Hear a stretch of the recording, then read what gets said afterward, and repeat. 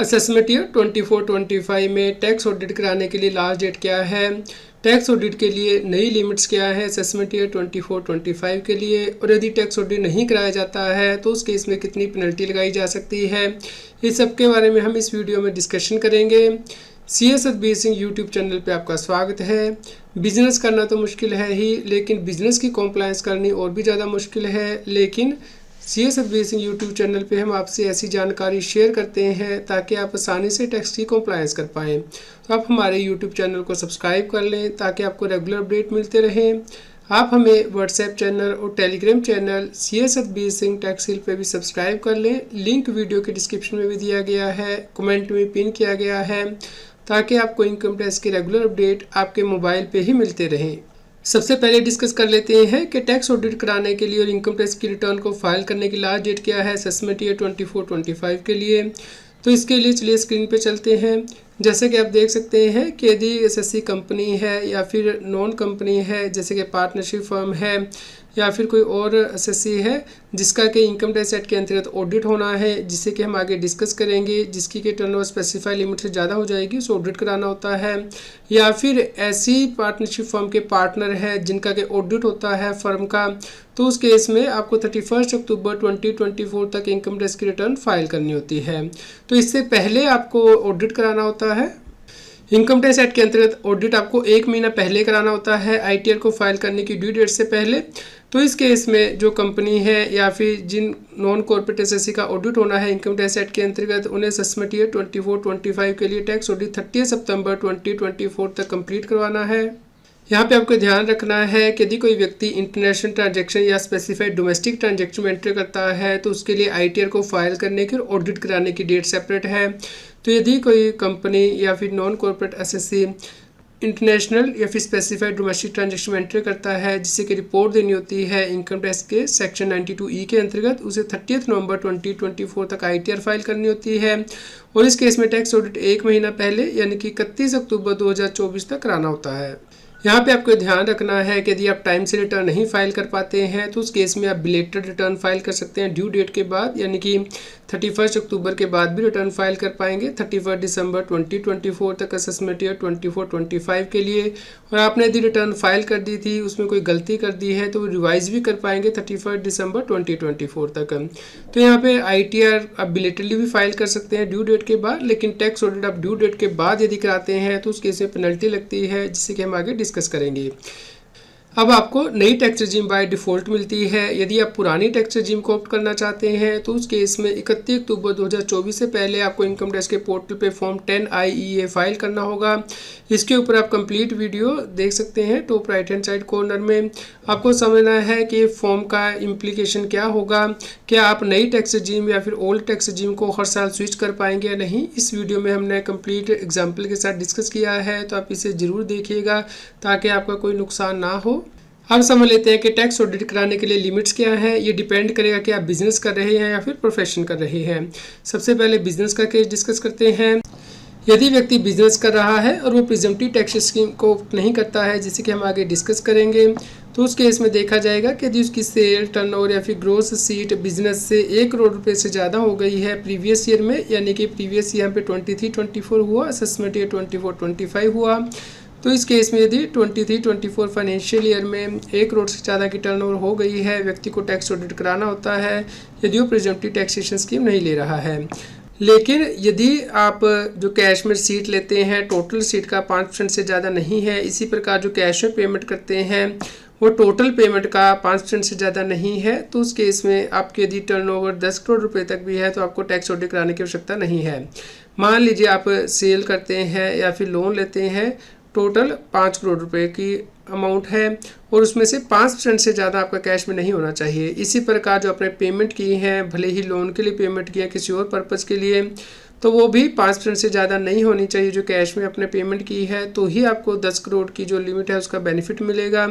Otherwise आपकी turnover 1 crore रुपये से यदि एक्सीड हो जाती है तो आपको टैक्स ऑडिट कराना होता है। यदि आप चेक या बैंक ड्राफ्ट से पेमेंट करते हैं जो कि अकाउंट पे नहीं है, तो उस केस में से कैश में ही पेमेंट माना जाता है। 10 करोड़ रुपए तक यदि आपकी टर्नओवर है तो आपको टैक्स ऑडिट कराने की आवश्यकता नहीं है। तो इसे यदि आप एग्जांपल के साथ समझना चाहते हैं, इसके ऊपर video top right hand side corner में दी गई है, जिसमें कि हमने एग्जांपल के साथ समझाया है कि किन व्यक्तियों को 10 करोड़ रुपए तक की टर्नओवर तक भी टैक्स ऑडिट कराने की आवश्यकता नहीं है। तो आप इस वीडियो को जरूर देखिए। अब डिस्कस कर लेते हैं कि यदि व्यक्ति प्रिजम्पटिव टैक्सेशन स्कीम को ऑप्ट करता है तो उसके लिए क्या लिमिट है, क्या कंडीशंस है। तो यदि व्यक्ति बिजनेस कर रहा है तो प्रिजम्पटिव टैक्सेशन स्कीम को ऑप्ट करता है, यानी कि 44AD को, जहाँ पे वो कहता है कि बुक्स ऑफ अकाउंट मेंटेन नहीं कर रहा है तो अपनी टर्नओवर के बेस पे अपनी डीम्ड इनकम दिखाता है। तो इस केस में यदि उसकी टर्नओवर 2 करोड़ रुपए तक है तो उसे कोई टैक्स ऑडिट नहीं कराना होता, लेकिन उसे अपनी टर्नओवर का स्पेसिफाइड परसेंटेज यानी कि 8% यदि वो बैंकिंग चैनल से रिसीव नहीं कर रहा है अमाउंट, और 6% यदि वो बैंकिंग चैनल से रिसीव कर रहा है अपनी टर्नओवर का, डीम्ड इनकम दिखानी होती है। लेकिन यहाँ पे भी गवर्नमेंट ने लिमिट को इंक्रीज़ किया है कि यदि आप अपनी टोटल टर्नओवर या ग्रोस रिसीट का सिर्फ 5% अमाउंट ही कैश में लेते हैं तो उस केस में आप 3 करोड़ रुपए तक जो प्रिजम्पटिव टैक्सेशन स्कीम है वो ऑप्ट कर सकते हैं। आपको टैक्स ऑडिट कराने की आवश्यकता नहीं होती है। किन व्यक्तियों को 3 करोड़ रुपए तक टैक्स ऑडिट कराने की आवश्यकता नहीं है, इसके ऊपर कंप्लीट वीडियो एग्जाम्पल के साथ आप लोगों के साथ शेयर की है मैंने। इसका link top right hand side corner में भी दिया गया है कार्ड में, और आप हमारे चैनल पे प्लेलिस्ट में और वीडियो में जाके भी इसे देख सकते हैं। तो आप समझ सकते हैं कि एग्जाम्पल के साथ किन व्यक्तियों को 3 करोड़ रुपए तक टैक्स ऑडिट नहीं कराना है। इसके अलावा यदि आप एक बार प्रिजम्पटिव टैक्सेशन स्कीम ऑप्ट कर लेते हैं तो अगले 5 सालों तक आपको इसे ऑप्ट करना होता है। यदि आप किसी भी साल में इसे ऑप्ट नहीं करेंगे तो उस केस में जिस साल इसे ऑप्ट नहीं करेंगे उस साल में आपको टैक्स ऑडिट कराना होता है। यहाँ पे आपको ध्यान रखना है कि यदि आप प्रिजम्पटिव टैक्सेशन स्कीम ऑप्ट करते हैं तो अगले 5 सालों तक आपको उस स्कीम के अंतर्गत ही टैक्स पे करना होता है। यदि आप किसी भी साल में स्कीम से विड्रॉ करेंगे तो आपको उस साल के लिए तो टैक्स ऑडिट कराना ही होता है, अगले 5 सालों तक के लिए भी टैक्स ऑडिट एप्लीकेबल हो जाता है। इसलिए जब भी आप किसी क्लाइंट का काम करें तो देख लीजिए कि क्या कभी उसने सेक्शन 44AD को ऑप्ट किया था। यदि हाँ तो उस केस में अगले 5 सालों तक आपको उसे ऑप्ट करना है, अदरवाइज टैक्स ऑडिट कराना होगा। इसके अलावा यदि व्यक्ति स्पेसिफाइड बिजनेस कर रहा है तो उस केस में प्रिजम्पटिव टैक्सेशन स्कीम ले सकता है, जैसे कि सेक्शन 44AE की स्कीम यानी कि प्लेइंग, हायरिंग और लीजिंग ऑफ गुड्स कैरिज के केस में, या 44BB की स्कीम यानी कि computation of profit and gains in connection with business of exploration textile mineral oil, या 44BBB की स्कीम यानी कि computing profit and gains of foreign companies engage in the business civil construction in respect of turnkey power projects. तो इस case में जो in section के अंतर्गत अमाउंट दिया गया है उस अमाउंट पे आपको डीम्ड इनकम मानना है, उसके अकॉर्डिंग टैक्स पे करना है। यदि आप इससे कम पे करेंगे तो उस केस में आपको टैक्स ऑडिट कराना होता है। अब डिस्कस कर लेते हैं कि यदि कोई व्यक्ति प्रोफेशन करता है तो उस केस में से टैक्स ऑडिट कब कराना होता है। यदि व्यक्ति प्रोफेशनल है तो उस केस में देखा जाता है कि यदि उसकी ग्रॉस रिसीट प्रोफेशन से 50 लाख से ज़्यादा हो गई है तो उसे टैक्स ऑडिट कराना होता है। लेकिन अब गवर्नमेंट ने इस लिमिट को भी अमेंड किया था कि यदि व्यक्ति की जो रिसीट है वो कैश में 5% से ज़्यादा नहीं है टोटल रिसीट का, तो उस केस में उसे 75 लाख रुपये तक की ग्रॉस रिसीट तक टैक्स ऑडिट कराने की आवश्यकता नहीं है। यहाँ पे माना जाता है कि यदि आपने चेक या बैंक ड्राफ्ट के द्वारा रिसीव किया है जो कि अकाउंट पे चेक नहीं है तो उस केस में माना जाता है कि आपने कैश में ही रिसीव किया है। तो इसके ऊपर मैंने कंप्लीट वीडियो बनाई है, नई टैक्स ऑडिट लिमिट क्या है प्रोफेशनल के लिए। इसका लिंक भी right hand side top card corner में दिया गया है, जिसमें कि आप एग्जांपल के साथ समझ सकते हैं कि 75 लाख की लिमिट आपको कैसे कैलकुलेट करनी है।